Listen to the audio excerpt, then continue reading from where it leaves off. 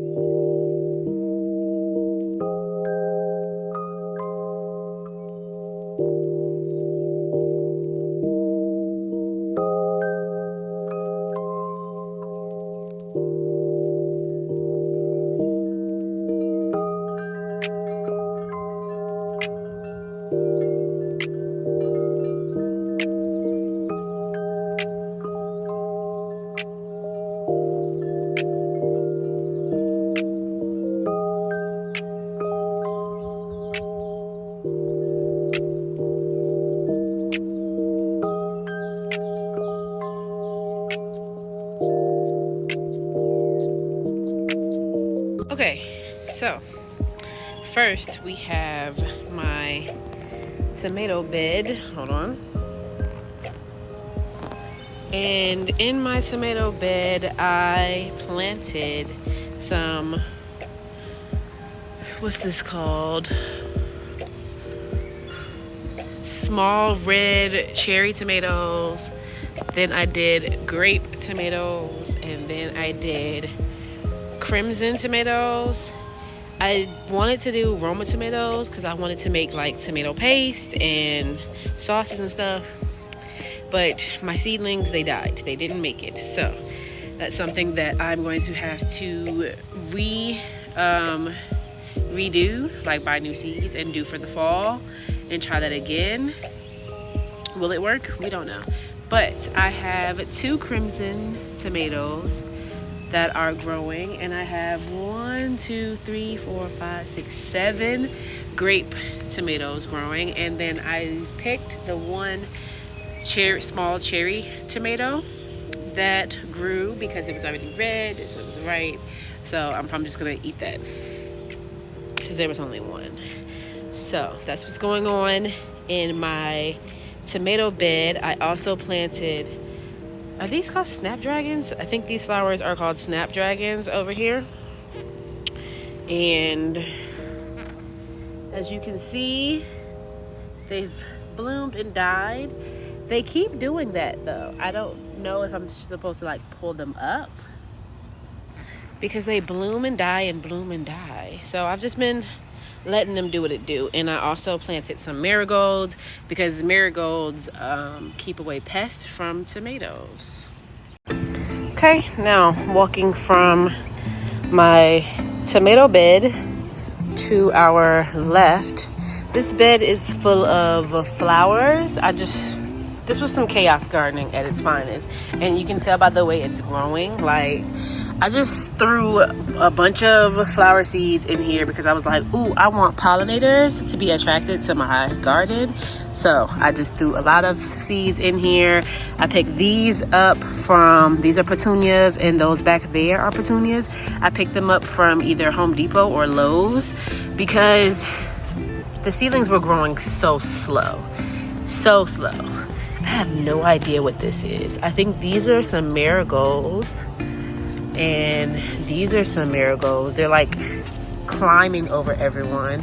And then this is some nasturtium that's going out of control. And then some more marigolds. So yeah, chaos gardening at its finest. But I'm actually loving this little bed because I'm like in awe every day of what it does. Next time though, I'm going to do what I want it to do. And the nasturtium, do you see how it's like climbing through everything? It's like, nasturtium's like a hanging flower, and so it's trying to grip to everything, and I think it's probably choking some of these flowers. Next time, I'm going to hang them along the banister in like flower pots. Like, that's what I would do. Or put them along the fence, but not in the bed, because like, look at this. Natalie nasturtium is OD choking that right now.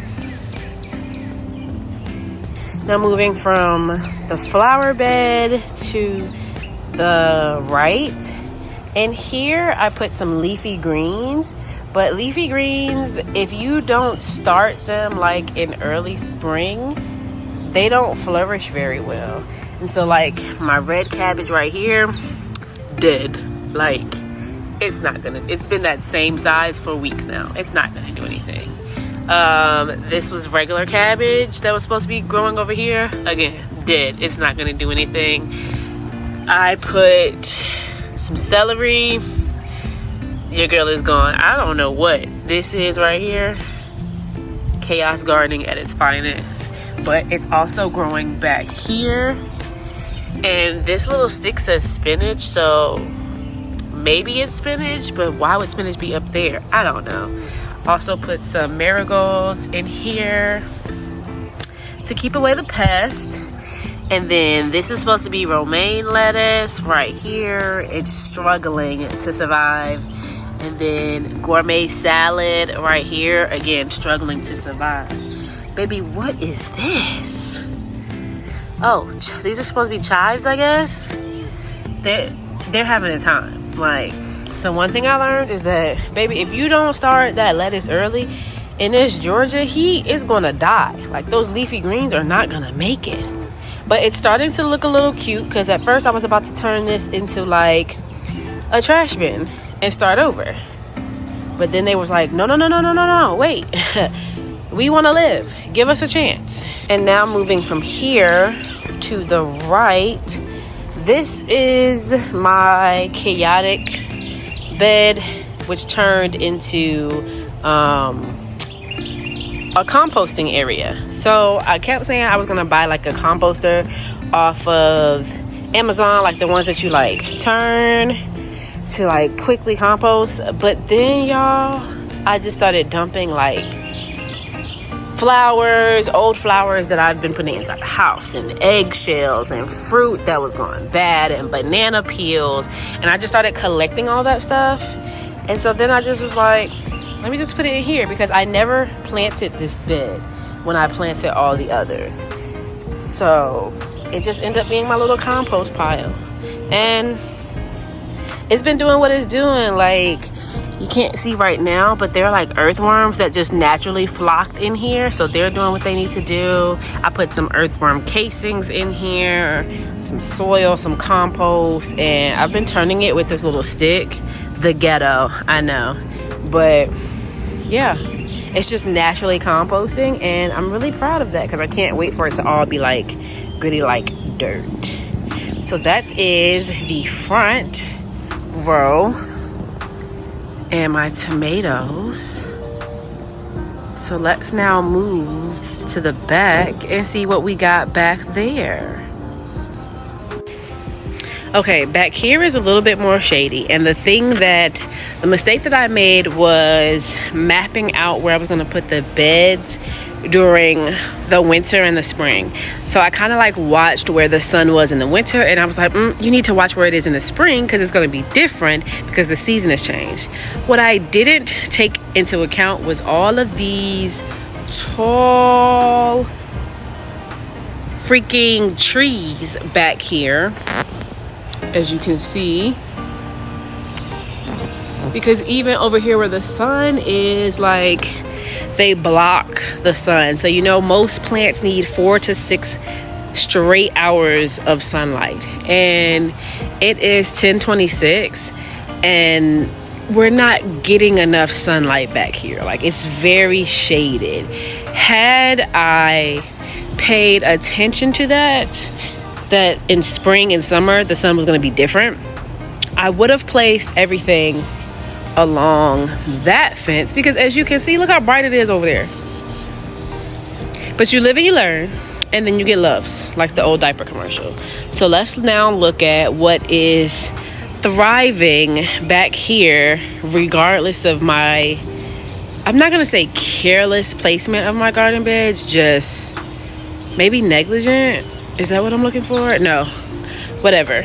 Regardless of the placement of the beds, we've got some things happening, maxing and relaxing back here in the back. So let's take a look. All right, Chaos Gardening 101. Don't label, just plant seeds and figure it out when it grows.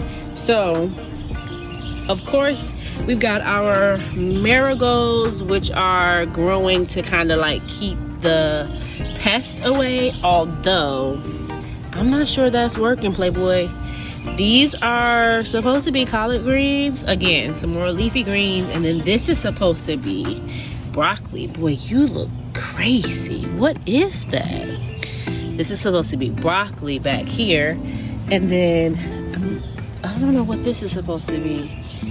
Chaos gardening, but they're trying, like they're really trying their darndest to grow, and so I'm letting them live. Like, I'm watering them, I'm putting some neem oil on them to try to keep pests away. I'm giving them like vegetable food in the soil every week to try to like help them along. These leafy greens did way better than the leafy greens over there. I don't know if it's because this is a wooden garden bed and that one's not, who knows, but they maxing, relaxing, and trying to thrive. Now what I'm waiting for is like the bulb, like the little head that's supposed to come for the broccoli and the collard greens, because I didn't see that with my first set that I had on the porch, and so they ended up in the compost over there because they just never really bloomed. But again, it's too late in the summer and the heat is atrocious. Like, it's 83 degrees already and it's only 10 o'clock in the morning. So that's this bed. Comment down below if you know what this is, because I don't. The bed that brings me the most joy, bro. Let me just let you look at it and then I'm gonna tell you why.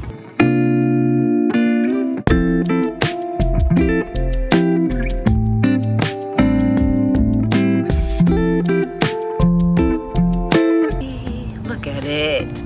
This bed right here is where I grew my peppers, and then I put sunflowers around the perimeter because sunflowers are supposedly gonna keep away those pests, although they haven't bloomed yet. But you see them girls getting soil?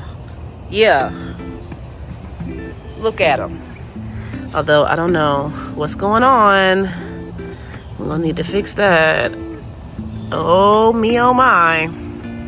But as you can see, I have a bud coming. We've got some buds coming over here for this plant. We've got a little baby pepper growing, and then this one is doing what it do.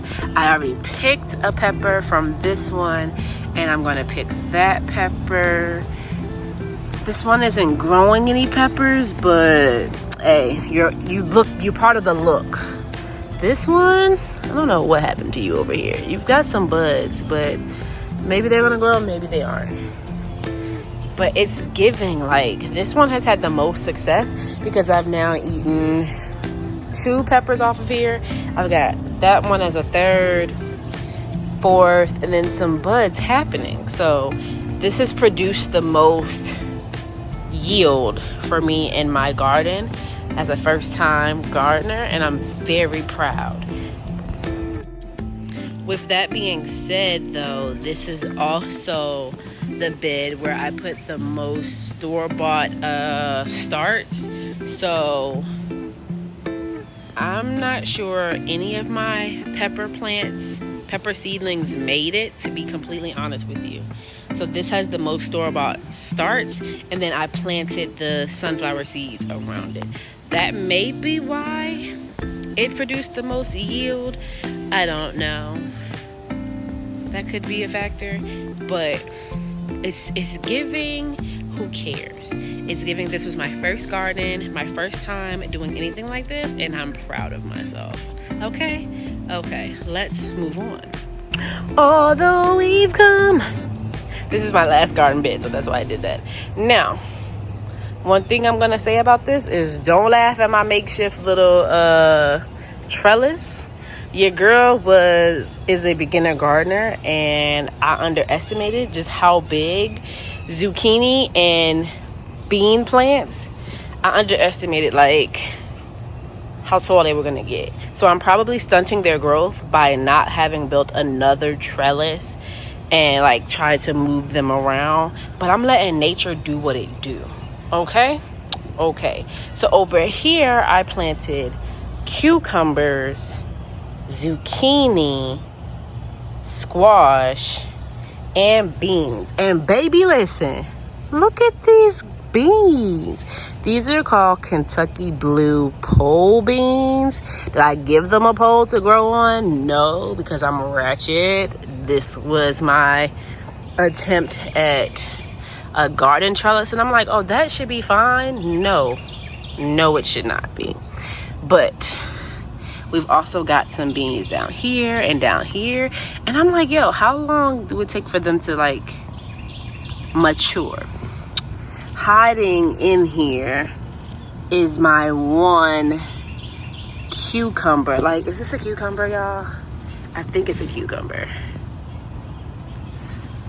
Or it might be a zucchini. Ow. But let me tell y'all something. These plants are prickly and they don't want to be touched. Okay?